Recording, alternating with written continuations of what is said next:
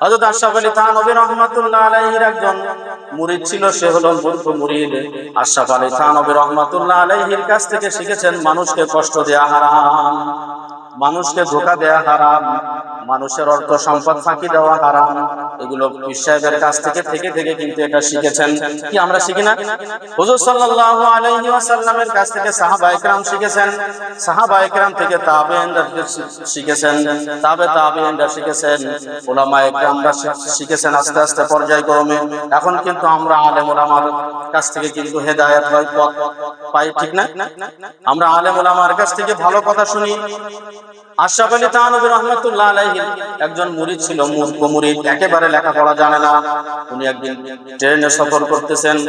ট্রেনে সফর করার সময় উনি একটা টিকিট নিছেন, এক জায়গা থেকে আরেক জায়গা পর্যন্ত একটা টিকিট কেটেছেন। কি কেটেছেন বলেন? আমরা যখন বাসে সফর করি, ট্রেনে সফর করি, তখন টিকিট গ্রহণ করি না? উনি যখন ট্রেনটা ছেড়ে দিয়েছেন, পাশে তাকায় দেখে বড় একটা ব্যাগ ওনার সাথে আছে। কি আছে? ব্যাগ আছে। ওনার অন্তরের ভিতরে দাগা দিছে যে আমি তো আমার টিকিটটা ক্রয় করলাম, কিন্তু এই ব্যাগের টিকিট তো ক্রয় করা হলো না। আচ্ছা, এই যে দাগাটা দিন অন্তরের ভিতরে, কার কাছ থেকে শিখেছেন? আশরাফ আলী থানভী রাহমাতুল্লাহ আলাইহির কাছ থেকে শিখেছেন। আশরাফ আলী থানভী রাহমাতুল্লাহ আলাইহি কত বড় বড় মনের মানুষ ছিল, কত বড় আলেম ছিলেন, যুগ শ্রেষ্ঠ ওলি ছিলেন। উনি চলে গেছেন টিটির কাছে। আমরা যখন ট্রেনে সফর করি, বাসে যদি আমরা সফর করি, বাসের ভাড়াটা যেন না দিতে পারি, আমরা যখন হেল্পার আসে বা কন্ট্রাক্টর আসে, তখন কিন্তু আমরা পলাতে শুরু করি। কিছু কিছু শ্রেণীর মানুষ আছে কিন্তু পলায়, বাস ভাড়া দেওয়ার জন্য কি করে? পলায়, যেন বাসটা ভাড়া দান দেয়া না লাগে। ট্রেনে কিন্তু অহরহ দেখা যায়, ট্রেনে এত লস কেন হয়? ট্রেনে কিন্তু মানুষ টিকিট কাটে না, টিকিট ছাড়া মানুষ কিন্তু ভ্রমণ করে। অথচ ট্রেনে গায়ে কিন্তু লেখা আছে টিকিট ছাড়া ভ্রমণ নিষেধ, টিকিট নিতে হবে, ভ্রমণ করতে হবে। আশরাফ আলী থানভী রাহমাতুল্লাহ আলাইহি ওই মুরিদ, তার অন্তরের ভিতরে একটা দাগা দেশে, আমার টিকিটটা আমি ক্রয় করেছি, আমার ব্যাগের টিকিটটা আমি ক্রয় করলাম না।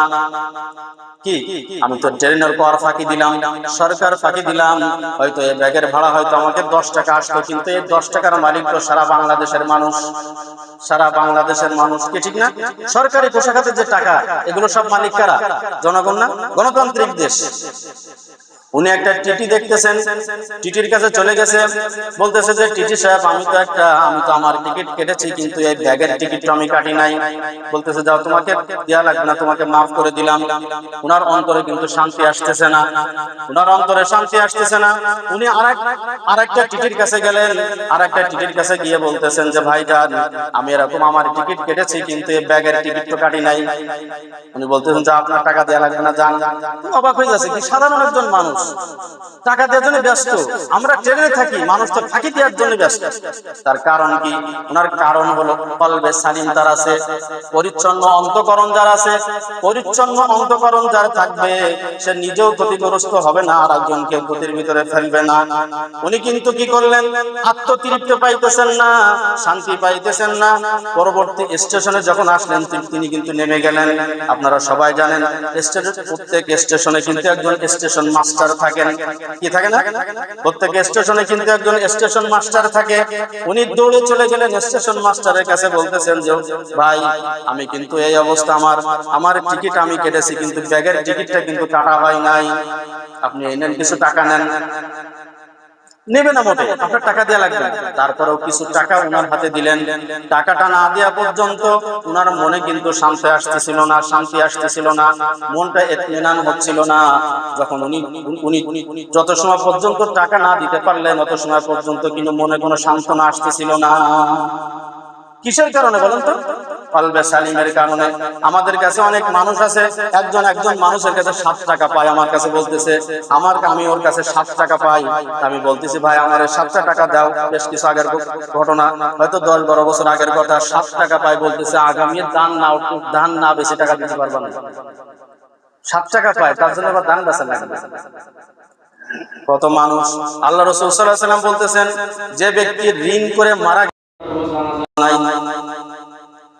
লক্ষ টাকার দানের সেই দেখবেন হালকাতা চিঠি নিচে লেখা থাকে 1 টাকা ঋণ পরিশোধ করাই উত্তম।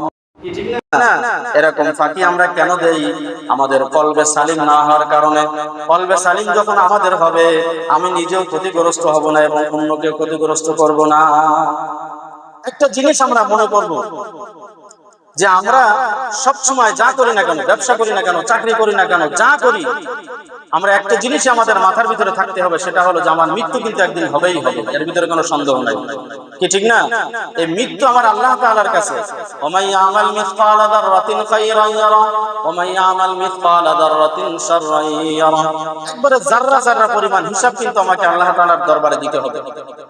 আমি যখন মানুষের কাছে টাকা পাই তখন সেটা মনে থাকে, কিন্তু আমার কাছে যে পাই তার কথা কিন্তু আমার মনে থাকে না। কি কলমটা কেমন বোঝা যায়? মানুষের কাছে 2 টাকা পাইলে সেটা মনে থাকে, কিন্তু আমি আমার কাছে যে 10,000 টাকা পাই সেটা আমি ভুলেই যাই। কোন মানুষ কি আছে যে আমার কাছে টাকা পাইলে আমি ভুলে যাই? বুঝতে হবে কি তার কলবে সালিম হয় না। এজন্য আল্লাহ রাব্বুল আলামিন আমাদেরকে কলবে সালিম নিয়ে দুনিয়ায় জীবন যাপন করার তৌফিক দান করুন। ওয়া আখিরু দাওয়ানা আলহামদুলিল্লাহি রাব্বিল আলামিন। সুন্নাত পড়ে শুরু করেছি।